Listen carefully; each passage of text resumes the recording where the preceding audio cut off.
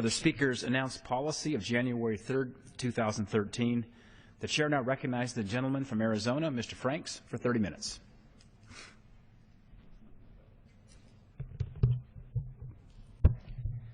Well, thank you, Mr. Speaker. Mr. Speaker, in coming days, we will have the anniversary of Roe v. Wade upon us. That will be the 41st anniversary of abortion on demand in this country. And, Mr. Speaker, just to be clear, Roe v. Wade was a Supreme Court decision that was handed down, that no one voted on except the Supreme Court themselves. This was not something that went through the Congress. This was not something that the people supported. In fact, every state in the Union at that time protected innocent unborn children. And when Roe v. Wade and Doe v. Bolton were handed down January 22nd, 1973, America was plunged into the crimson tragedy of abortion on demand. And since then, 56 million little unborn Americans have lost their lives. In fact, it was this year, Mr. Speaker, that the world learned of the gruesome acts committed by Dr. Kermit Gosnell, an abortionist in Philadelphia, currently serving a life prison term for murdering 3 babies that survived his attempts to abort them. When these babies survived Gosnell's attempts to kill them before they were born, he would sever their spinal cords with a pair of scissors. Testimony from former Gosnell employees described babies screaming in pain as their lives were taken moments after they were born. But, Mr. Speaker, born or unborn, we now know that these babies feel pain. It is an incontrovertible scientific fact that an unborn child can feel pain by at least the start of the 6th month after fertilization. And, Mr. Speaker, very credible research shows that they feel pain much sooner than that. The graphic accounts from Gosnell's trial remind us that abortion is a brutal, torturous tragedy. Yet such gruesome acts happen daily in abortion clinics all across this country. Perhaps the most astonishing thing about learning about the torture chamber that Kermit Gosnell presided over was the tragic reality that it happens all over America, even as we speak. Now, I know, Mr. Speaker, that historically intensity has surrounded debates over protecting the lives of those who, through no fault of their own, find themselves obscured in the shadows of humanity. But it encourages me greatly that in nearly all of those cases, the collective conscience of this nation eventually shifted. And when we focused on the humanity of the victim and the inhumanity of what was being done to them, our hearts began to change. And, Mr. Speaker, that same thing is beginning to happen in America in this debate. I don't know what happens when we finally wake up and see something for the tragic reality that it is. I don't know what changed our mind in all of the other great genocides of the past, but it did happen, and that gives me great hope. And today in America, we are finally considering the real question. And the real question is simply this: does abortion take the life of a child? We're finally beginning, Mr. Speaker, we're finally beginning to realize as a nation that it does. And we're finally beginning to realize that the brutal killing of innocent unborn children liberates no one, and that 50 million little lost American lives, 56 million now, Mr. Speaker, is enough. Now, Mr. Speaker, this legislative day has come to an end, and sunset approaches fast in Washington. And I stand here one more night, and I offer this House what I call a sunset memorial to remember the victims of Roe v. Wade. Because you see, Mr. Speaker, before the sun sets today in America, almost 4,000 more defenseless unborn children will have been killed by abortion on demand in the land of the free and the home of the brave. Mr. Speaker, that's more than the number of innocent lives lost on September 11th in this country, and it happens every day. It's now been 41 years since the tragedy called Roe v. Wade was first handed down. Since then, Mr. Speaker, the very foundation of this nation has been stained by the blood of almost 56 million of its own unborn children. Some of them, Mr. Speaker, many of them, cried and screamed as they died.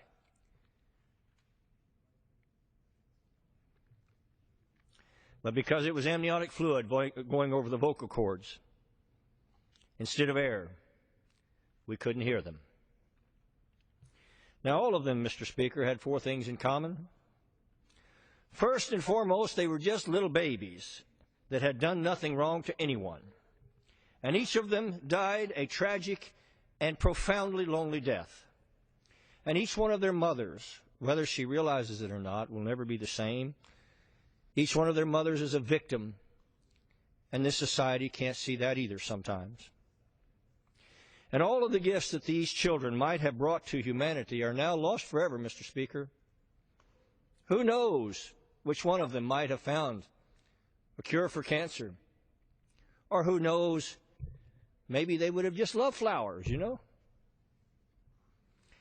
Yet even in the glare of such tragedy, this generation still clings to a blind, invincible ignorance while history repeats itself over and over again, and our own silent genocide mercilessly annihilates the most helpless of all victims, those yet unborn. Now, ironically, I have heard President Barack Obama speak such poignant words that, whether he knows it or not, apply so profoundly to this tragedy of abortion on demand in America. And if I could, Mr. Speaker, I'd like to quote excerpted portions of his comments, because his words moved me very deeply. He said, "This is our first task," and I'm quoting, "caring for our children. It's our first job. If we don't get that right, we don't get anything right. That's how, as a society, we will be judged." The President went on to say, quote, "And by that measure, can we truly say as a nation that we are meeting our obligations? Can we honestly say that we're doing enough to keep our children, all of them," and I'm quoting, Mr. Speaker, "all of them safe from harm? Can we say that we're truly doing enough to give all the children of this country the chance they deserve to live out their lives in happiness and with purpose?" "I've been reflecting on this the last few days," he said, "and if we're honest with ourselves, the answer is no. We are not doing enough, and we will have to change." Oh, how true the President's words are, Mr. Speaker. The President also said, quote, "We can't tolerate this anymore. These tragedies must end, and to end them, we must change." And then the President asked, quote, "Are we really prepared to say that we're powerless in the face of such carnage, that the politics are too hard? Are we really prepared to say that such violence visited on our children year after year after year is somehow the price of freedom?" Unquote. Is this not the most relevant question we should all be asking in the midst of this genocidal murder of thousands of unborn children in America every day? The President has said, quote, "Our journey is not complete until all our children are," quote, "cared for and cherished and always safe from harm." That is our generation's task, he says, to make these words, these rights, these values of life, liberty, and the pursuit of happiness real for every American, unquote. Mr. Speaker, never have I so deeply agreed with any words ever spoken by President Barack Obama as those I have just quoted. And yet, this President, in the most merciless distortion of logic and reason and humanity itself, refuses to apply these majestic words to helpless, unborn babies. Oh, how I wish that somehow Mr. Obama would open his heart and his ears to his own words and ask himself in the core of his soul why his words that should apply to all children cannot include the most helpless and vulnerable of all children.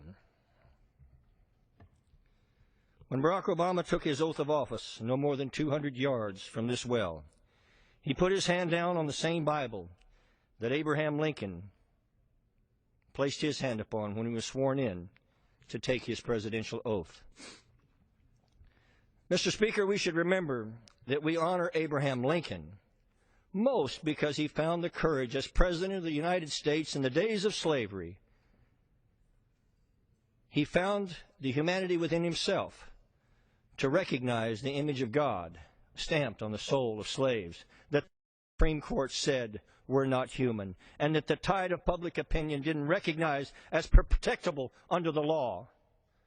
Could it be, Mr. Speaker, that President Barack Obama might consider that perspective, as well as his own legacy, and even eternity itself, Mr. Speaker, and recognize that these little unborn children look so desperately to him now for help? Could it be that the President might finally remember that on the pages of the Bible on which he laid his hand were written the words in red, quote, "Inasmuch as you have done it unto one of the least of these, my brethren, you have done it unto me." Whether he does or does not, it is time for those of us in this chamber to remind ourselves of why we are really all here. Thomas Jefferson said, quote, "The care of human life and its happiness, and not its destruction, is the chief and only object of good government." Let me say that again, Mr. Speaker. Thomas Jefferson said, "The care of human life and its happiness, and not its destruction, is the chief and only object of good government." Close quote. The phrase in the 14th Amendment capsulizes our entire Constitution. It says, "No state shall deprive any person of life, liberty, or property without due process of law." Mr. Speaker, protecting the lives of all Americans and their constitutional rights is why we are all here.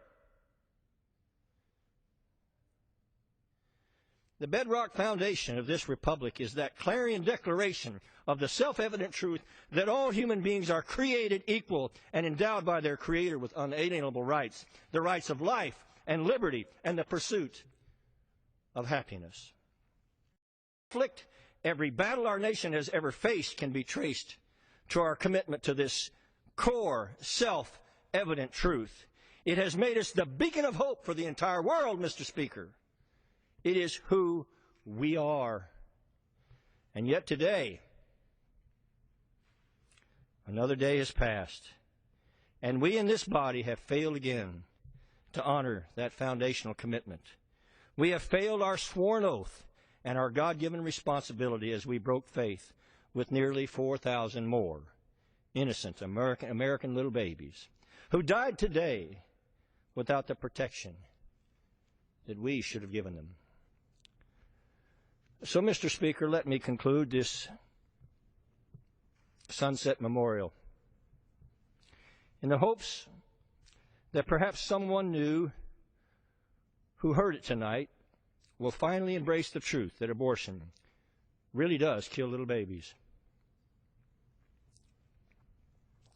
that it hurts mothers in ways that we can never express or understand or even fathom, and that it is time we stood up together again and looked up to the Declaration of Independence, and that we remember that we are the same America that rejected human slavery, and we marched into Europe to arrest the Nazi Holocaust, and we are still the courageous and compassionate nation that can find a better way for mothers and their unborn children than abortion on demand. It is still not too late for us to make a better world, and for America to be the one that leads the rest of the planet, just as we did in the days of slavery, from this tragic genocide of murdering nearly 4,000 of our own children every day.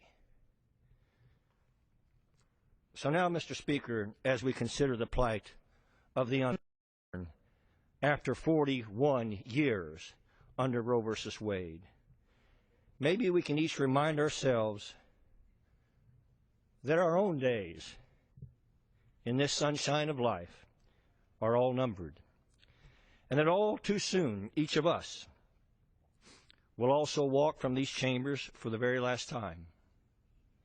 And if it should be that this Congress is allowed to convene on yet another day, may that be the day, when we will finally hear the cries of these innocent, unborn babies.